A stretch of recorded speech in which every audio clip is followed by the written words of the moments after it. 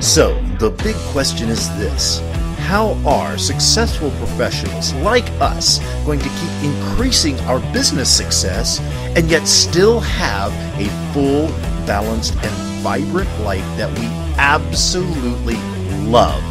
That is the question, and this podcast will give you the answers. I'm Dan Gentry, and welcome to Third Power Life Podcast. Right. Well, thank you for taking the time. I'll welcome you to the Third Power Life Podcast. It's you are my second interview ever. So I saw that. I saw the first one the other day posted. So.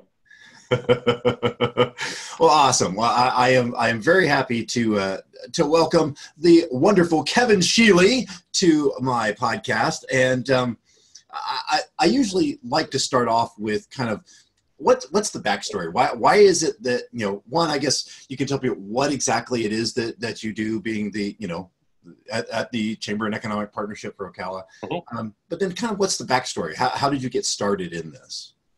Sure. So at the CEP, Chamber Economic Partnership, we are the economic development leader for our community. We're charged with everything that one might associate with economic development. Bringing in new companies, business attraction, helping existing companies, business retention, helping to grow new businesses, entrepreneurship, business creation, being the voice of the business community, business advocacy, and then business services.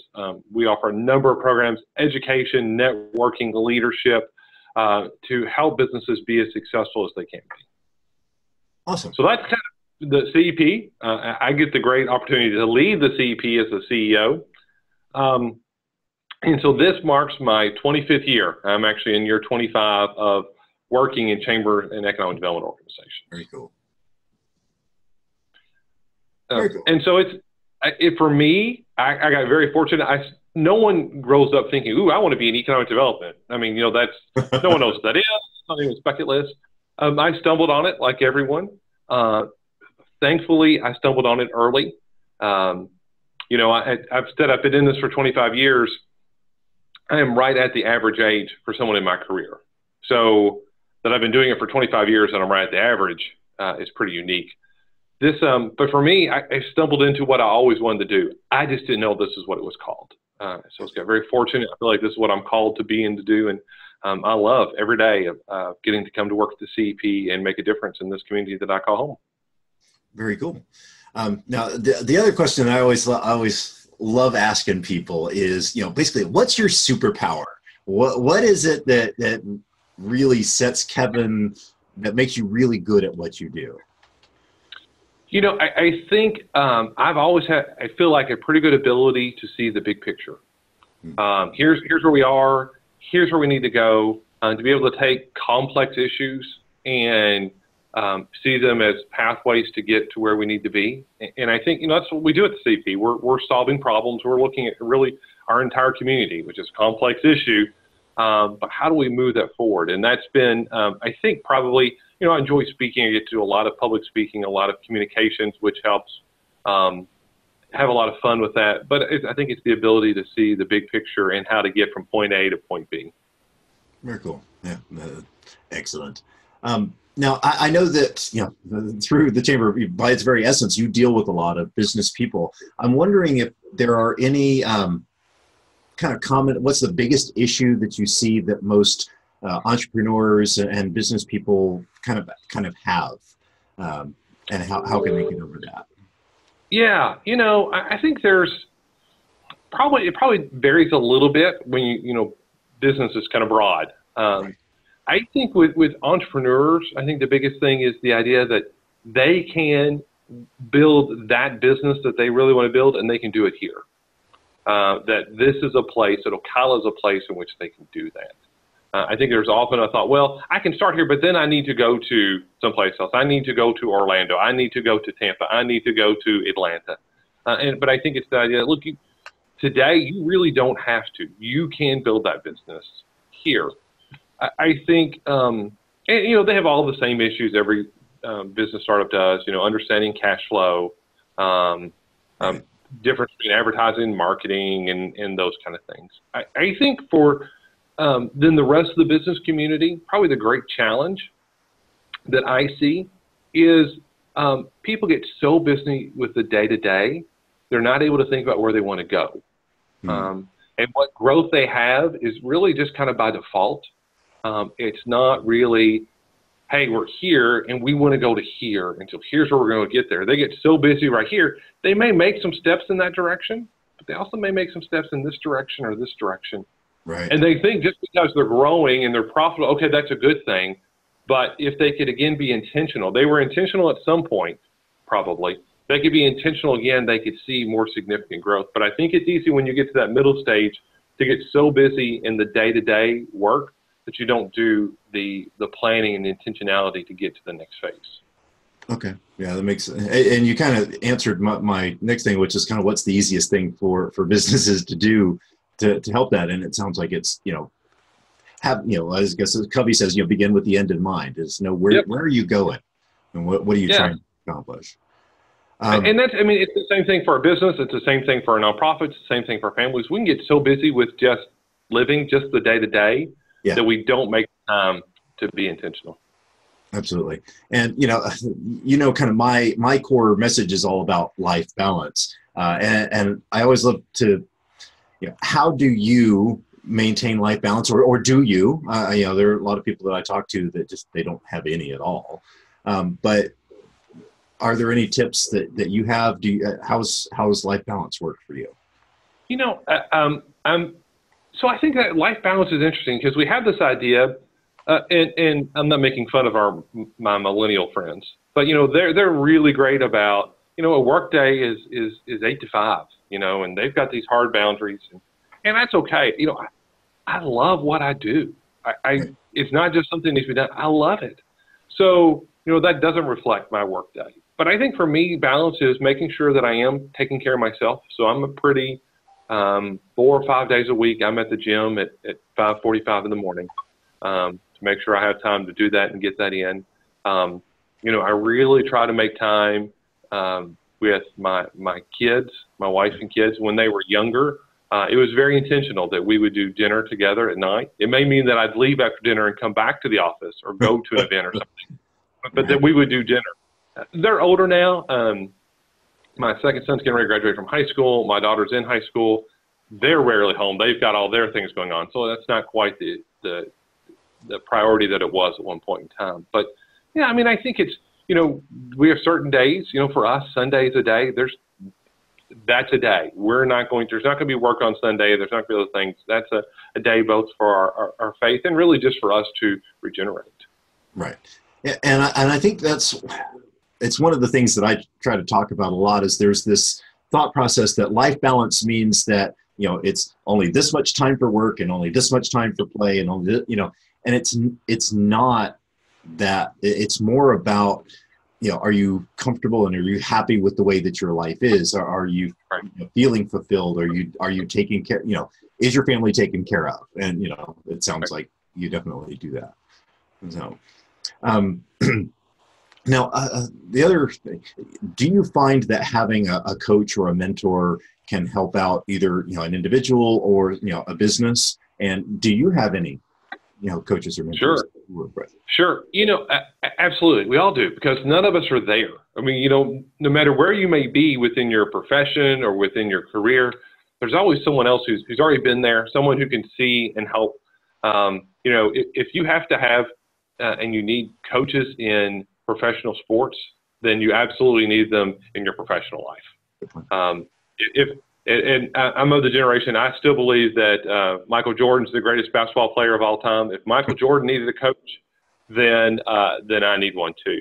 So, I've been very fortunate throughout my career to have those mentors who I could look to, who have been great about really investing in me and helping me see where I need to go. I think you get a point in your career that gets a little bit harder because, you tend to look at your mentor, that coach, being someone who's older, and you start to look around and go, man, I'm starting to get up in that middle age piece. I'm getting older. But, I still see, and I'm very fortunate, here, someone I would tell you in Ocala, who was my initial chairman, but someone who's been a real mentor and coach to me is Doug Cohn. He is the reason the CP exists. And, it's been able to watch a very successful businessman, how he and leader how he does that. And very different styles. He and I have very, very different styles, very complementary, but really to be able to watch and learn from him along the way. So he's been someone here at Ocala who's been really significant for me. Very cool.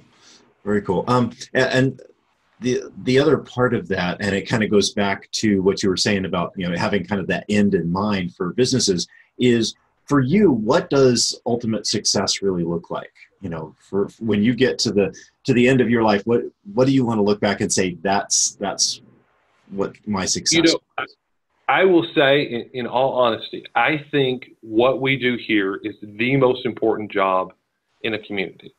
I love teachers. What they do is great, and doctors and nurses and law enforcement, they're all really important. But if we're not creating businesses, no one's paying taxes, so we're not going to have those things. Right. If we're not creating businesses, we're not creating jobs, there's not going to be anyone to be there to send their kids to school, to need health care, to require law enforcement. What we do really impacts a community. And so to me, the work we do here impacts the 360,000 people that call this community home. So as I look back at, you know, having done it for 25 years now, when I can look at a community and see, you know, a community that I was in for 7 years at Campbellsville, Kentucky. When I went there, the unemployment rate was 28.5%. Wow. To 8.5. Wow. Great. We had a tremendous partnership. A lot of people working together. We were able to do some really cool things, which included at that time what is now the oldest Amazon.com distribution facility. It was the first one east of the Mississippi River, the third one in the country. It's now their oldest one that they still operate. Had a huge impact. That next month, they'll celebrate 20 years of that facility. To be able to see the impact on families, not just people who work there, but their families, the people whose businesses are supported by that and their families. And so, you know, all of the aspects of that community, to see the difference it made there, to see the difference it made people, man, when I can look back and think of the, you know, thus far, the 4 or 5 communities in which I worked, and to see the role I got to play in allowing that community to grow and to thrive and impact families, that to me is really, really exciting. Very cool. Awesome. Now, yeah, I am originally from Ocala. I was actually born in Monroe, which is a different name now. But yeah, I know one of the big things of the CEP is, you know, economic growth here. Why should people come to Ocala? I mean, you know, from business reasons and also quality of life, you know, that life balance gets into the quality of life a lot. So what makes Ocala such a good destination for that? You know, and that's great. You know, every community has this is why we're a great place. We talk, there's a exercise that I will take people through on how a company chooses a community, especially a large project. And one of the things I do is I ask people, tell me the things you think as a company you'd want to know. And we write them all up on the board. And then I cross out all the things that aren't asked, that aren't part of the equation. And quality of life is one of those. Because for a business, it's about a bottom line. It's about a spreadsheet. And how do you measure quality of life?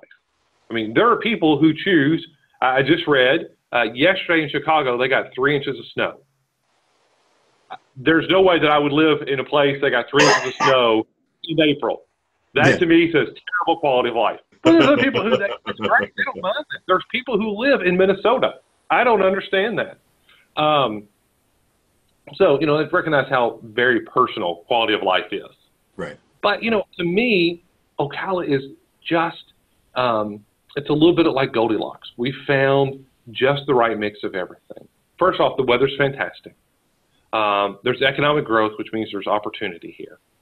We're seeing that opportunity, whether that's in healthcare, whether that's in manufacturing or distribution or IT, professional services, whatever that is, it's growing here. And so there's an opportunity for people to find that. It's a really affordable place to live.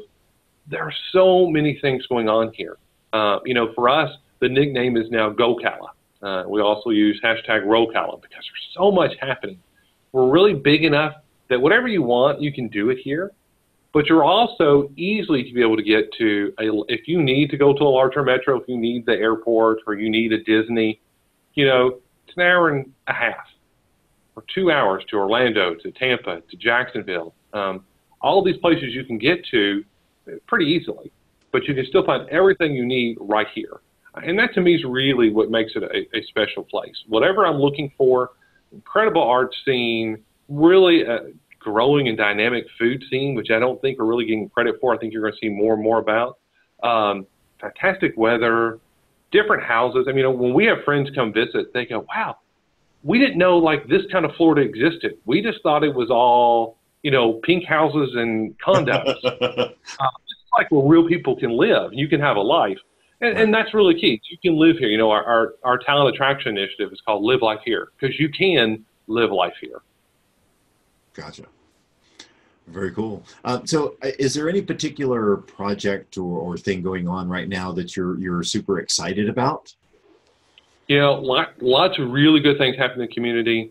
So we're getting close to making probably later this summer, knock on wood, we're going to be making a big announcement on a new company. Hopefully that comes to fruition. A lot of things happen with existing companies. Love what's going on at the power plant and what we're doing with entrepreneurship. But I think probably the thing that gets me most excited, that I think will most change the face of this community, is the growth that's happening downtown. Right. I tell people, if you were in Ocala in 2016 late and you come to Ocala today, they're like, wow, I can't believe how much downtown's changed. And I tell them, that's nothing compared to the change you're going to see in the next 24 to 36 months. There are some incredible projects lining up. We see new restaurants and new hotel. We're now talking, there are 3 new residential projects that are moving forward. You're probably going to hear about 1 or 2 more in the near future. You're going to hear about some other commercial projects. A lot happening in downtown Ocala. And so, that really is the heart. At the end of the day, your downtown is what makes you different than other places. Right. And Ocala's downtown is, I think, really developing. It's getting ready to go from a really good downtown to a great downtown. I said a long time ago, probably 4 years ago, that I will feel like downtown will have been successful when you open a Southern Living and there's a spread about downtown Ocala. And I think we're probably about 24 months away from that, that you're going to be open up and they're going to be talking about, man, here are all of the things going on in this downtown. Come take a look at this. Cool. Well, awesome. I guess the last thing that I would say is, if anybody listening to this wants to find out more about either moving to Ocala or about the CEP, what's the best way for them to get that? Sure. So 2 places. If you are interested in relocating to Ocala, we have a fantastic website called livelifehere.com, full of some great resources about why you want to live here. And then you can reach out, and Dean Blinkhorn from our staff will help coordinate with you, put you in contact with all the right people, help you understand what it is you're looking for and what we can do. That program has been so successful in the last couple of months, we're actually hiring someone else to help manage that effort. So really excited with Live Life Here. And then if someone's just interested in getting engaged with the CEP, I mean, we are the voice of the business community. We have 1,500 business partners. We are the current Florida Chamber of the Year. In 2017, we were runner-up for National Chamber of the Year. A lot of great things going on, and we think everyone in the business community should be a partner with us. They can go to ocalicep.com, and man, there's a tremendous amount of resources there, new website, a lot of video, and find out ways that they can partner and engage with us. And yeah, you've got a new video series, correct? Yeah, so we've added Alana Osborne on our team, doing a lot of focus on video. We're now, in addition to promotional videos and videos about each of our program areas, we started every Friday, Alana and Tom James. So I've got some pretty significant TV talent here in-house. Right. They're doing a 5-minute video cast, weekly buzz, kind of highlighting, here's a great story going on with some of our businesses. Here's a great story going on in the community. Hopefully some things going on at the CEP. Going out right now over Facebook and YouTube. We're going to look at some additional channels for that coming up. But very, very pleased with the response to that. And so people can stay up to date on some really great stories about what's going on here in the Ocala Metro. Excellent. Well, I appreciate your time very much. This is it's been fantastic talking to you as always. I appreciate you. Absolutely. And I guess that'll take care of it. Until next time, live your life to the third power. If you would like to find out more about Dan Gentry and Third Power Performance, then go to www.thirdpowerperformance.com.